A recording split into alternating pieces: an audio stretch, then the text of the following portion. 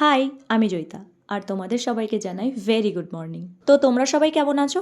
আমি কিন্তু ভীষণ ভালো আছি। ঠান্ডা পড়ে গেছে, ভালো থাকবো না মানে? আমার তো শীতকাল ভীষণ পছন্দের। তোমাদের কোন কালটা ভালো লাগে সেটা কমেন্টে জানাতে ভুলো না। এই কদিন ধরে জানো তো আমি একটু বেশ সকাল সকাল উঠছি আর ভীষণ ভালো লাগছে। শীতকালের সকালের ওয়েদারটা দেখতে একটু অন্যরকমই লাগে।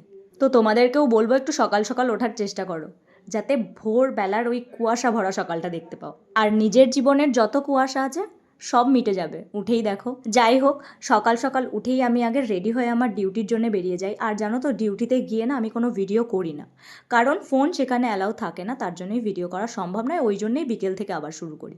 তো বিকেলবেলায় বাড়ি এসেই আমি একটু চা খেয়ে নিই।